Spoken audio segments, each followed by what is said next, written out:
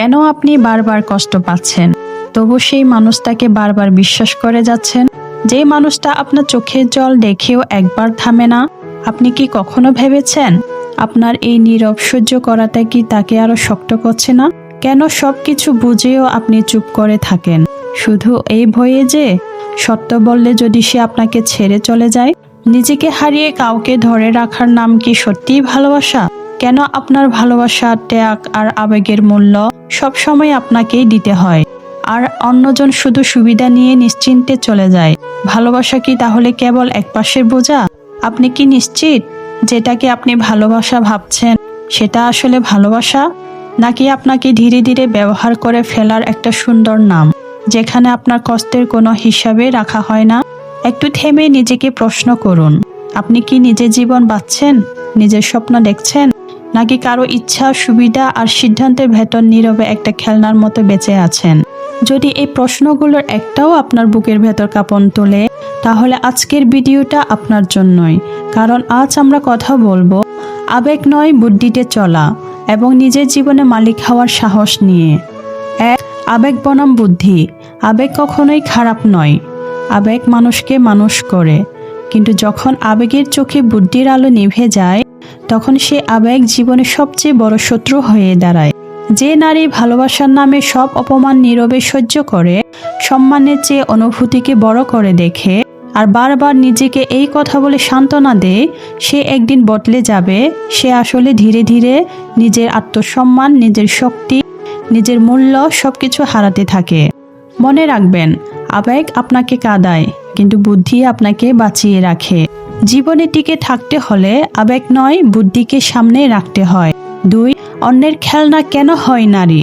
একটা প্রশ্ন নিজেকে করুন, কখন একজন মানুষ আর মানুষ থাকে না, খেলনা হয়ে যায়? যখন একজন নারী বারবার অপমান মেনে নেয়, ভাঙ্গা সম্মান জোড়া লাগানোর চেষ্টা করে, নিজের সীমা টানতে পারে না, আর না বলতে গিয়ে বুকের ভেতর ভয় পুষে রাখে, তখন কিছু মানুষ তাকে মানুষ ভাবে না, তারা তাকে ভাবে সুবিধার বস্তু, ব্যবহারের জিনিস, একটা খেলনা যাকে যতক্ষণ দরকার ব্যবহার করা যায়, কাজ শেষ হলে ছুঁড়ে ফেলা যায়। কথাগুলো কঠিন, কিন্তু সত্য একটাই, যে নিজেকে গুরুত্ব দেয় না, এই দুনিয়াও তাকে গুরুত্ব দিতে শেখে না। 3. নিজের জীবনে মালিক হওয়া মানে কি? নিজের জীবনে মালিক হওয়া মানে স্বার্থপর হয়ে যাওয়া নয়, এর মানে অহংকারী হওয়াও নয়। নিজের জীবনে মালিক হওয়া মানে নিজের সিদ্ধান্ত নিজে নেওয়ার সাহস রাখা, ভুল হলে দায়িত্ব নিজে কাঁধে নেওয়া, ভুল থেকে শেখা, কিন্তু নিজেকে ছোট না করা। নিজের জীবনে মালিক হওয়া মানে সম্মানের প্রশ্নে কোনো আপোষ না করা, কারণ সম্মান হারালে ভালোবাসাও অর্থহীন হয়ে যায়। শক্তিশালী নারী মানে এই নয় যে সে কখনো কাঁদে না, শক্তিশালী নারী মানে সে কাটলেও নিজেকে ভেঙে পড়তে দেয় না, সে কাটলেও আবার দাঁড়াতে জানে। 4. শক্তিশালী নারী 5টি সিদ্ধান্ত। একজন শক্তিশালী নারী কিছু সিদ্ধান্ত খুব স্পষ্টভাবে নেয়। 1. সে আবেগে বেশে যায় না, সে যুক্তি দিয়ে সিদ্ধান্ত নেয়। 2. সে জানে কখন থামতে হয়, কারণ সে বুঝে সব সম্পর্ক টেনে নেওয়ার জন্য নয়। 3. সে অসম্মান পেলে চুপ থাকে না, কারণ চুপ থাকা মানে নিজেকে ছোট করে দেওয়া। সে নিজেকে প্রমাণ করার চেষ্টা করে না, কারণ যে আপনাকে বোঝে না তার কাছে প্রমাণের দরকার নেই। 5. সে একা থাকতে ভয় পায় না, কারণ সে জানে ভুল মানুষের সঙ্গে থাকার চেয়ে একাই থাকা 1000 গুণ শান্তি। 5. বাস্তব জীবনের শিক্ষা।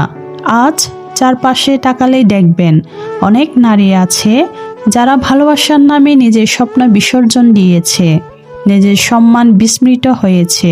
কিন্তু আবার এমন নারীও আছে যারা একদিন আবেগের জায়গায় বুদ্ধিকে বসিয়েছে, নিজেকে গুরুত্ব দিতে শিখেছে।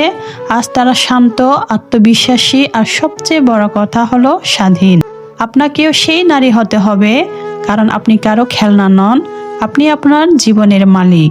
মনে রাখবেন, আপনি কারো খেলনা নন, আপনি একটা সম্পূর্ণ মানুষ। আবেগ নয়, বুদ্ধিতে চলুন, নিজের জীবনের মালিক হন, শক্তিশালী নারী হয়ে উঠুন।